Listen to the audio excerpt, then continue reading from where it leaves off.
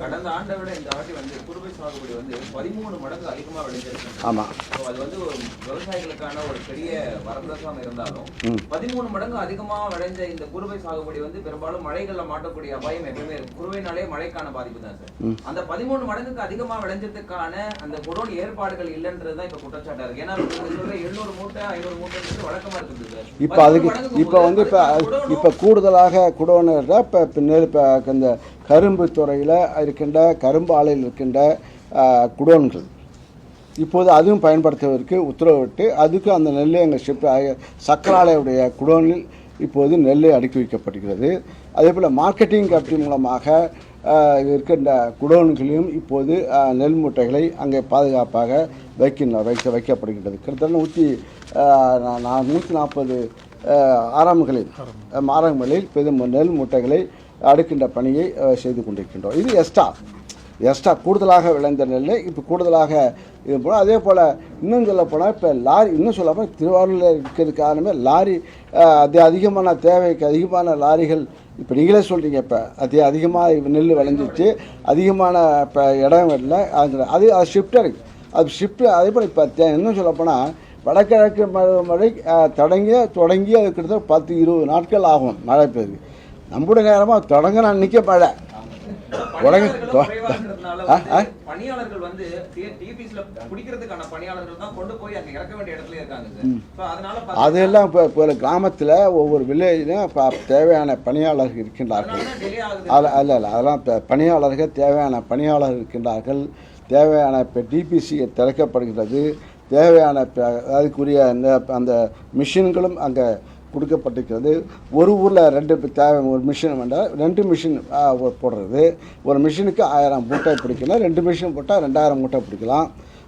அதுக்கு ஏற்பாடு செய்யப்பட்டு துரிதமாக படுகிறது. ஆக நீங்களே சொல்கிறீங்க, திடீர்னு மழை பெஞ்சு திடீர்னு மழை வந்துடுச்சு. மழையும் இப்போ அளவு திடீர்னு மழை வந்த காரணத்தால் இப்போ இது போல ஒரு கொஞ்சம் தலைமாற்றம் தான் வரும். அது மழை இயற்கையை வந்து இன்னும் சொல்ல முடியாது, குறை சொல்ல முடியாது. ஈரப்பதம் நெல்லை பொறுத்தவரை நாம் கொள்முதல் செய்கின்றதை இதுவரை எல்லா நெல்லையும் கொள்முதல் செய்தாச்சு. ஆக ஈரப்பதத்தில் நடைபெறும் போது அதுக்கு ஒன்றிய அரசுடைய பர்மிஷன் வேண்டும். அது அனுமதி கேட்டு துறையின் சார்பாக அனுமதிக்கு அங்கே அனுப்பப்பட்டிருக்கிறது.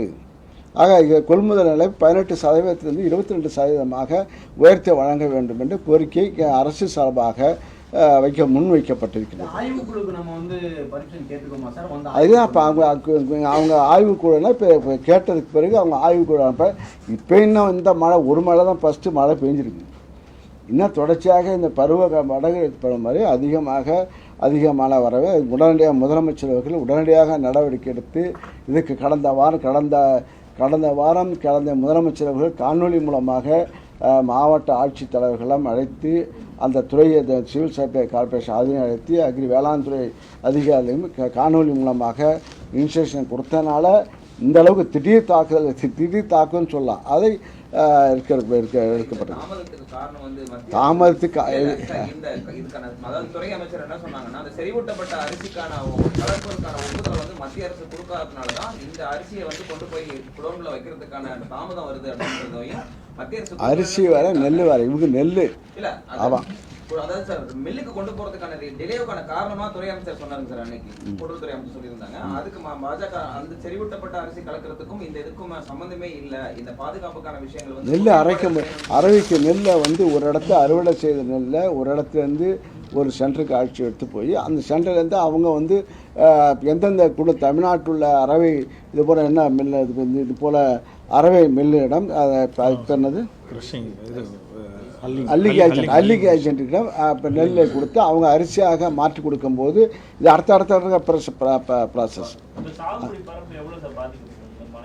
இப்போ சாகுபடி கருப்பு 16,000 ஹெக்டர் இப்போது நீரில் மூழ்கியிருக்கிறது.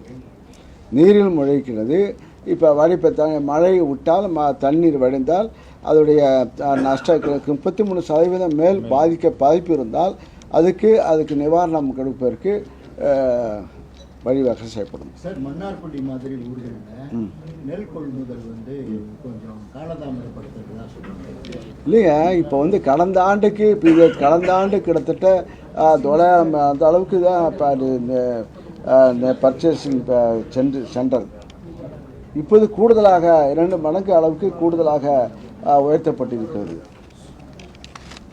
சார் ஒரு நாளைக்கு வந்து 2000 மூட்டைகள் கொள்முதல் செய்யணும், என்ன சிக்கல் இருக்கு சார்?